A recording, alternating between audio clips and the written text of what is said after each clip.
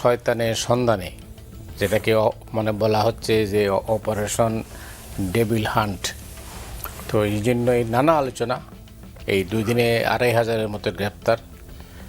তো আসলে এটার কি, কোথায় যাচ্ছে, কিভাবে যাচ্ছে, কি আদৌ কি প্রয়োজন বা কোনো প্রয়োজন ছিল কি না, অথবা এটার গতি প্রকৃতি কোন দিকে যাবে, অতীতের অভিজ্ঞতা তো আমাদের জন্য মোটেই সুখকর নয়।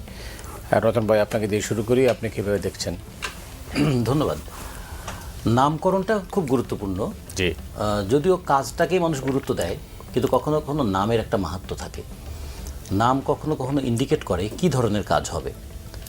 সে কারণে আমাদের দেশের সংস্কৃতি তো বটেই, পৃথিবীর অন্যান্য দেশেও যে কোনো কাজের নামের একটা গুরুত্ব আছে। আমাদের দেশে তো অবশ্য ব্যক্তির নামেরও একটা গুরুত্ব আছে। এই জন্য আমাদের দেশের নামগুলো দেখবেন, নামের মধ্যেও একটা বাবা মা একটা সম্ভাবনা দেখতে চান, সেটা যে নামই বাংলা নামই হোক অথবা আরবি নামই হোক। কিন্তু যখন মানুষ কাজ করে, কাজের নামকরণ করে, তখন কিন্তু নামের সৌন্দর্য খোঁজার চেয়েও কাজের গুরুত্বটা সে অনুভব করে অনেক বেশি। এই অপারেশনটা চালাবে, who will be the Hunter এবং ডেভিল কারা। এখন আমাদের এখানে এই নামটা, তার মানে প্রথমে আমি কি ইন্ডিকেট করে দিচ্ছিলাম যে যা আমি শয়তানের খোঁজ, বা আপনারা বলছেন যে শয়তানের সন্ধানে, তো ধরেই নিচ্ছি যে ওর শয়তান। তার মানে আর যাচাই করার জায়গা থাকলো না। একটা ইংরেজিতে খুব একটা বিখ্যাত প্রবাদ আছে না, যে give a bad name to a dog and then shoot.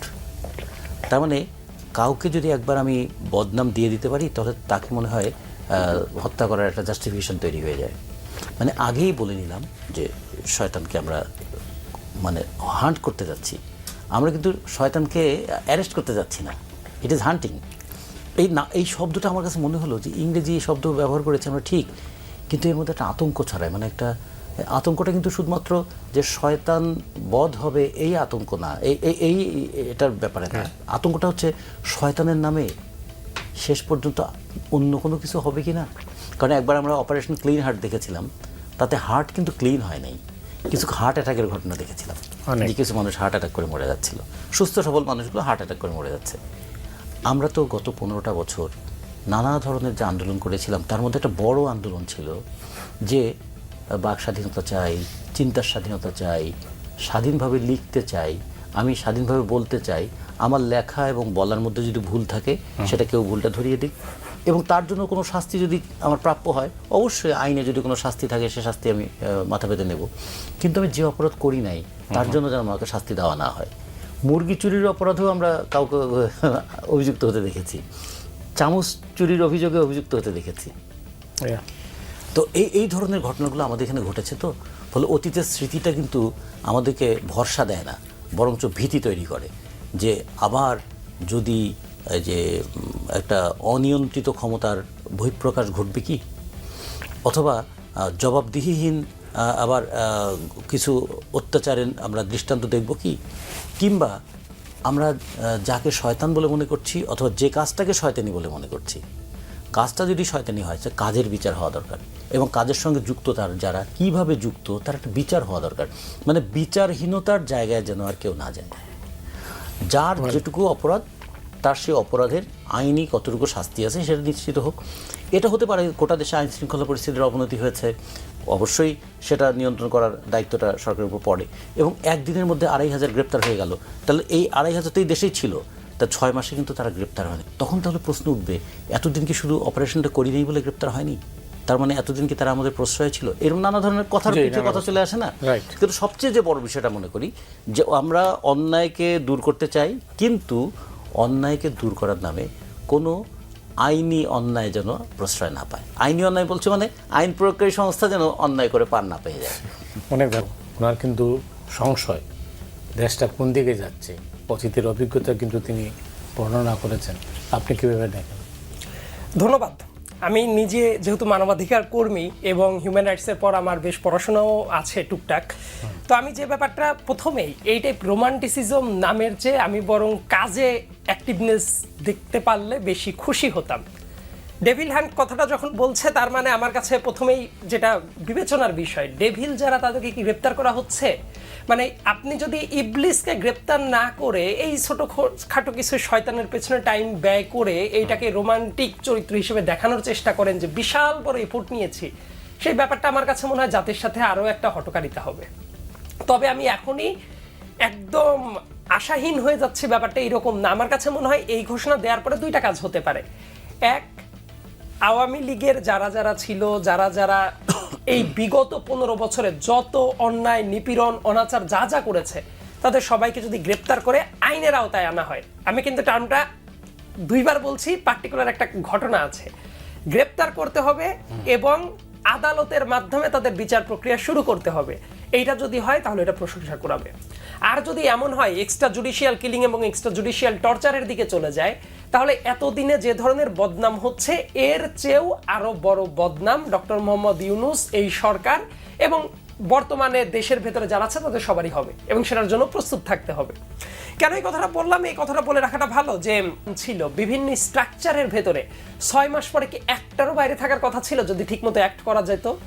সেটা তো করা হয় নাই। পত্রিকার রিপোর্টেড ডকুমেন্ট আছে যে 572 জন আওয়ামী লীগের পারপেট্রেটরকে ধরার পরে ছেড়ে দেওয়া হয়েছে।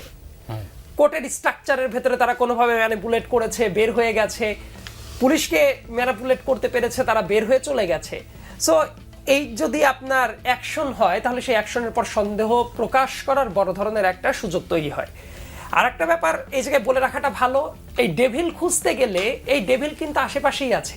সবচেয়ে বড় বড় ডেভিল কোথায় আছে অনেকে এইটা বলতে চায় না ঠিক মতো, বা জেনেও একটু ঢাক ঢাক গুড়গুড় করে। মতি ভাই, আপনি আমাকে জানেন আমি খুব একটা ডানে বামে তাকানো পছন্দ করি না, যেটা কথা সেটা আমি স্ট্রেট ফরওয়ার্ড বলতে পছন্দ করি। কারণ দীর্ঘদিনের আন্দোলন সংগ্রামের ইতিহাস যেহেতু আছে, হাসিনার টাইমেই যেহেতু ভয় পাই না, এই পৃথিবীর আর কোনো কিছুকেই ভয় পাওয়া উচিত না বলে আমি মনে করি। ব্যাপারটা হলো আর্মির ভেতরে বাংলাদেশে এই যে গুম খুন যে ধরনের কাজগুলো হয়েছে, শেখ হাসিনার অনুগত উচ্চমার্গীয় কিছু আর্মি অফিসার দিয়ে সেই কাজটা করা হয়েছিল, যারা বর্তমানে রিটায়ার্ড অফিসার এবং চাকরিচ্যুত হয়েছে রিসেন্টলি। তাদের কয়েকজনকে গ্রেপ্তার করা হয়েছে। আমি একদম ডাটা ধরে ধরে বলি তাহলে বোধহয় যে সুবিধা হবে। আইসিটি ট্রাইব্যুনাল থেকে যে ওয়ারেন্ট ইস্যু করা হয়েছে তার ভেতরে উচ্চপদস্থ আর্মি কর্মকর্তা যারা ছিলেন তাদের 9 জনের বিরুদ্ধে ওয়ারেন্ট ইস্যু করা হয়েছে। গ্রেপ্তার করা হয়েছে কতজনকে?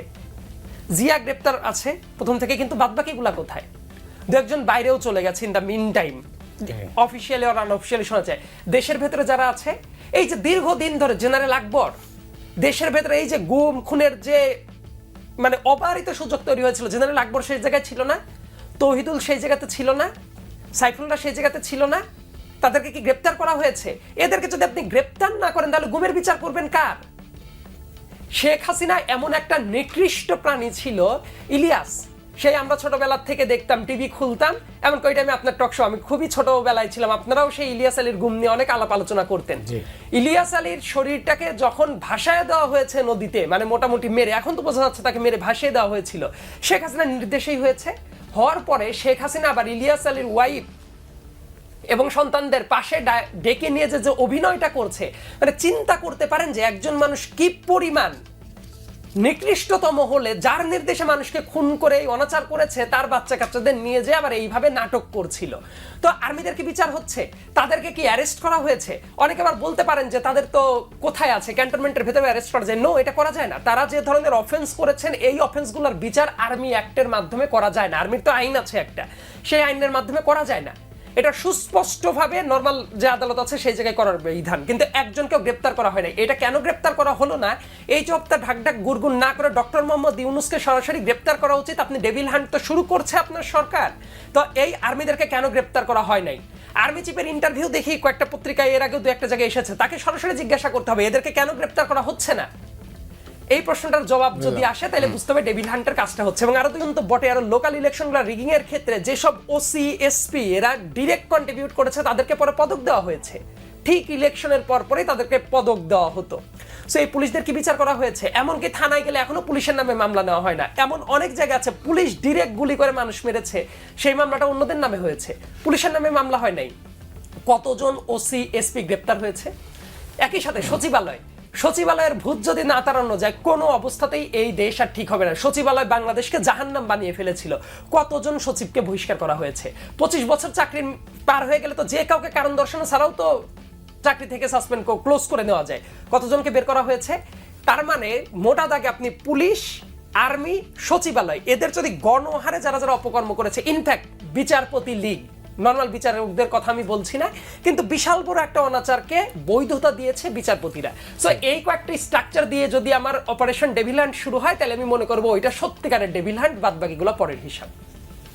পরের হিসাবটা অনেক দীর্ঘ হবে এবং এই হিসাবটা না করলে ভবিষ্যতের হিসাব বিকাশগুলো ঠিক হবে না। এই ক্ষেত্রে আমি একমত।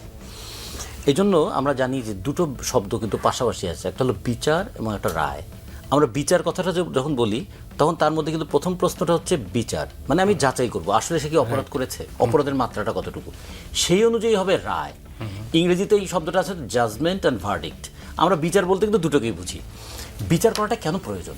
বিচার করাটা প্রয়োজন এই কারণে জাতির কাছে এটা উঠে আসা দরকার, যাদের নাম বললো তারা তাদের ক্ষমতার কি কি অপব্যবহার করেছে। তারা একসময় পাশ কাটে যে উপরের নির্দেশে করেছে। আচ্ছা, উপরের নির্দেশ এবং প্রজাতন্ত্রের কর্মচারী হিসেবে তোমার অর্পিত দায়িত্ব, দুটোর মধ্যে কনফ্লিক্ট হলে তুমি কি করবা? অবৈধ নির্দেশ মানার জন্য তো বাধ্য না।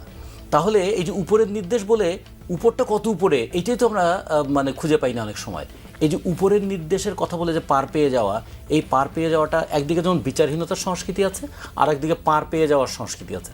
ভাই, আমরা তো কিছু করি নাই, উপর থেকে নির্দেশ এসেছে তাই করেছি। উপর থেকে নির্দেশ আসলে কি আপনি আমাকে গুলি করতে পারবেন? তাহলে সাধারণ মানুষের ক্ষেত্রে বলি, আপনার কি বিবেক নাই?